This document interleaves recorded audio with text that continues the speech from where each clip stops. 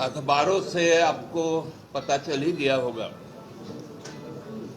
कि जो नफरत और अकथ्य भाषा के प्रशिक्षक श्री बाबूलाल मरांडी जी, पूर्व मुख्यमंत्री रघुवर दास जी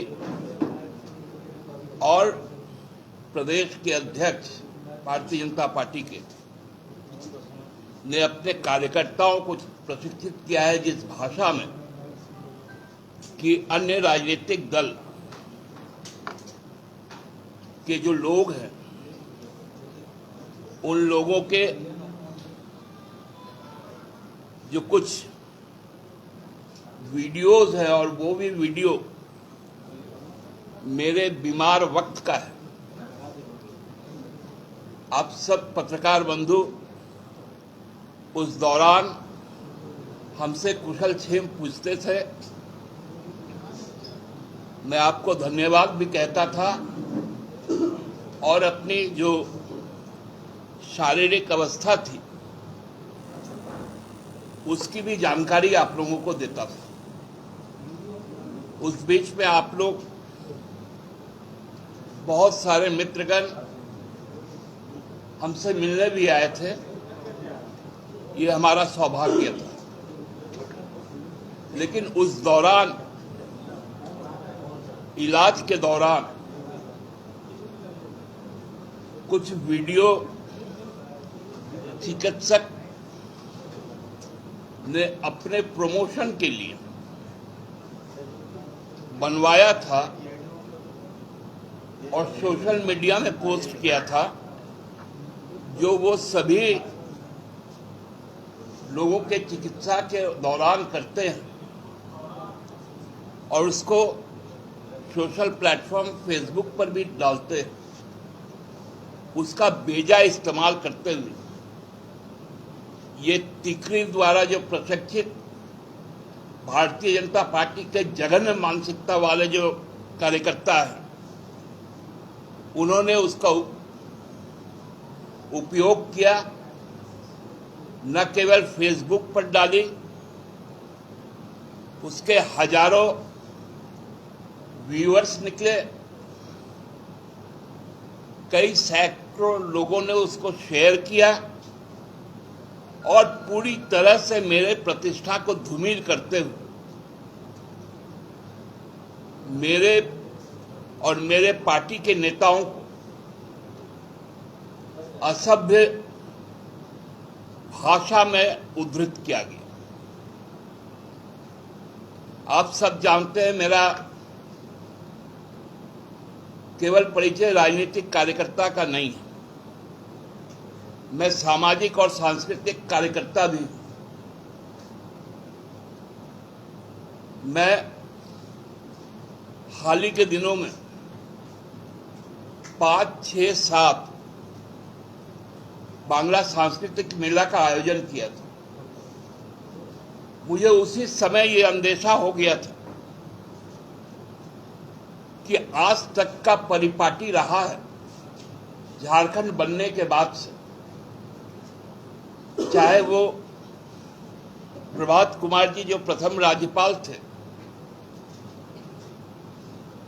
या विगत दिनों जो सबसे ज्यादा लंबे कार्यकाल तक राज्यपाल रही और अभी देश की राष्ट्रपति है, उन्होंने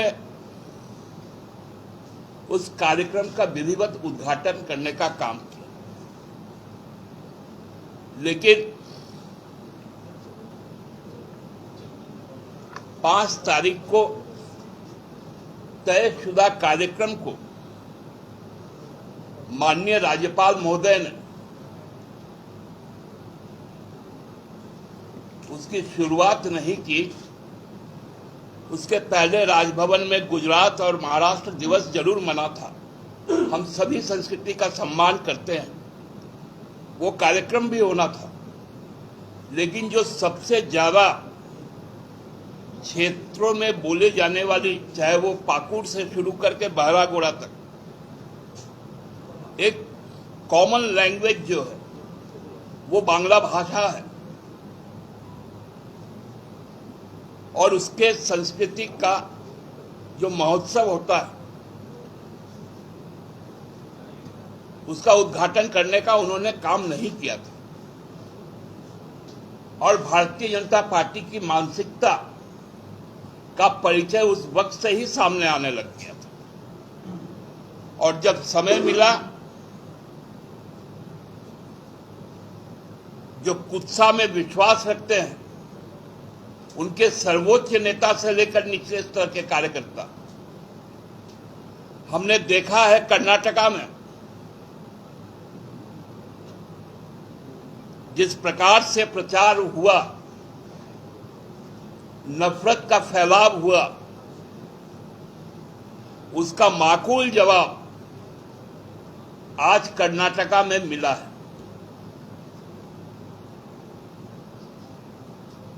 आज कर्नाटका के लोगों ने इस बात को कहा है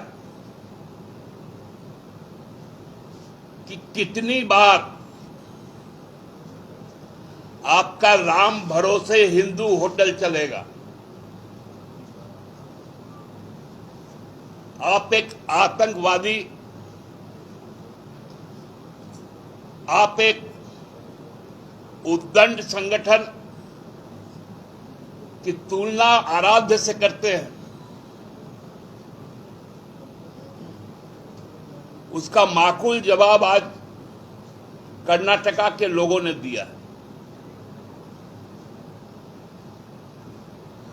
बाबूलाल जी, बताइए, आपके प्रशिक्षण का शेड्यूल क्या है? अन्य संगठन के लोगों को अपमानित करना, मानसिक तौर पे प्रताड़ित करना, उनका चरित्र हनन करना, ये जो आपका सिलेबस है, ये सिलेबस समाज को बांटने का काम करती है। हमारे सहयोगी दल कांग्रेस ने भारत जोड़ो यात्रा की और संपूर्ण जो कर्नाटका का प्रचार चला, चाहे वो माननीय प्रधानमंत्री हो या माननीय गृह मंत्री हो, इन्होंने भारत तोड़ो के मंत्र के साथ किया। भारत टूटने वाला लोकतंत्र नहीं है, यहां एक तंत्र नहीं है, यहां जनतंत्र है, लोक सर्वोपरि है। मैं तो आज सार्वजनिक मंच से कहता हूं और डर देखिए, जैसे ही प्राथमिकी दर्ज होती है वो पोस्ट डिलीट हो जाता है फेसबुक से।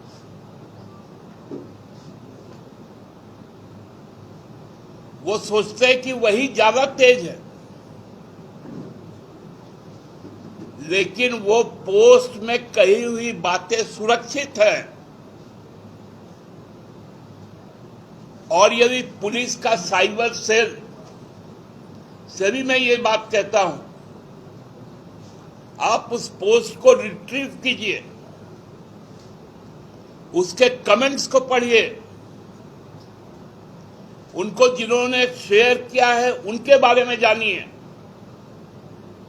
तो समझ में आ जाएगा कि पूरा भारतीय जनता पार्टी का प्रदेश की कमेटी, उसके पदाधिकारी, उसके कार्यकर्ता, उनके समर्थक सभी इस जघन्य अपराध में सम्मिलित हैं।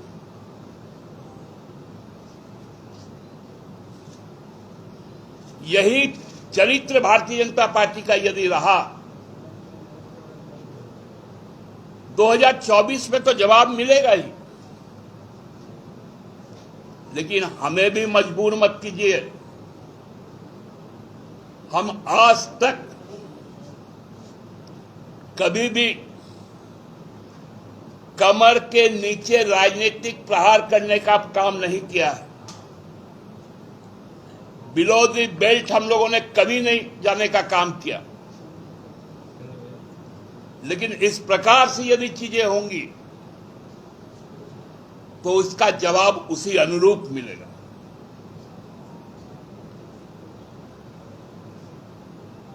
बाबूलाल जी, रघुवर जी और दीपक जी, आपको अपना वक्तव्य सामने आकर देना पड़ेगा, अन्यथा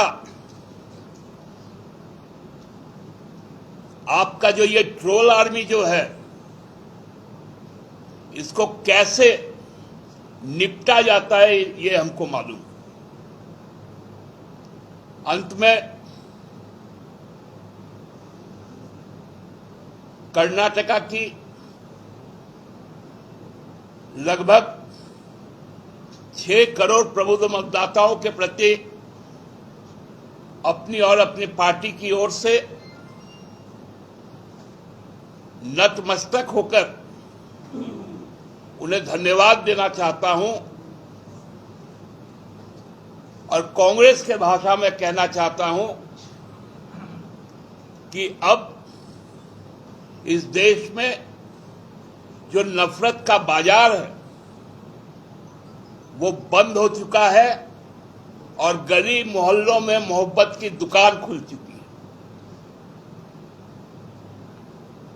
ये लोकतंत्र बाबा साहेब भीमराव अंबेडकर के सपनों का लोकतंत्र है। यह देश बुद्ध का भी है, नानक का भी है, रहीम का भी है, कबीर का भी है, मदर टेरेसा का भी है और सर्वोपरि गांधी सुभाष नेहरू का भी, मौलाना आजाद का भी, सिद्धू कानू, भगवान बिरसा, शेख भिखारी, टीके तुमराव, राजाराम मेघनी, नीलांबर पीतांबर, पांडे गणपत राय, सबका देश है, सबका समाज है। इस समाज को तोड़ने का काम बंद कीजिए और सार्वजनिक तौर पर माफी मांगिए। धन्यवाद। दादा, दक्षिण से 2024 को लेकर एक नई उम्मीद हम कह सकते हैं कर्नाटक की ये जीत। देखिए, कर्नाटका की जीत, इसके पूर्व हिमाचल की जीत, आज हम देख रहे थे कुछ चुनावों के बाद में अचानक से दीनदयाल उपाध्याय मार्ग में सरगर्मी बढ़ जाती थी और संध्या होते होते ऐसे ऐसे हाथ हिलाकर कुछ लोग आते थे। आज वो सब कहीं नहीं है, हाथ अभी भी हिल रहा है, वो कहीं नहीं है। न उनके राष्ट्रीय अध्यक्ष है, न उनके स्टार प्रचारक है,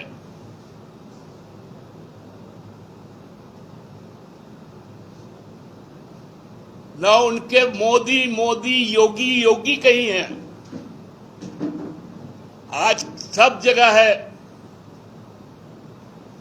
तो भारत माता की जय है, सब जगह है तो उन्नत और प्रगतिशील समाज की जय है।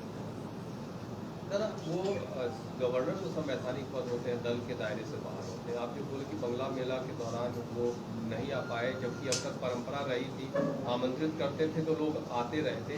क्या मतलब क्या वजह था, क्यों ऐसा आभास हो गया कि वो आपको उस दौरान आभास हो गया था कि ऐसा कुछ होने वाला है या कुछ आपके प्रति इस तरह की फैलाई जाएगी बातें? नहीं, देखिए, मुझे एहसास इसलिए हुआ था कि पहली बार राजभवन में अन्य राज्यों के उत्सव और उसमें भी महिमा मंडन हुआ, पूरे कार्यक्रम के साक्षी लोग भी आप लोग रहे, उसमें कई सरकारी पदाधिकारी भी थे जिन्होंने इस राज्य के किसी महानुभाव का उल्लेख नहीं किया। लेकिन गुजरात और महाराष्ट्र का जिक्र जरूर हुआ, वो तो आपके आर्काइव में भी होगा, थोड़ा खंगाल लीजिएगा तो सच्चाई मालूम चल जाएगा। क्यों हुआ ये सवाल, मतलब जैसे रिफ्यूज किया गवर्नर ने आने से, उस दौरान आपको ऐसा क्यों आभास हुआ? एक बड़ी बात है कि लग रहा है कि जैसे जिस तरह की साजिश आपके खिलाफ रची जा रही थी, पहले से प्लानिंग। देखिए, ये तो पिछले 2 सालों से, इसके पहले भी राजभवन में आप लोगों ने देखा कि एटम बम फोड़ने की बात की गई थी।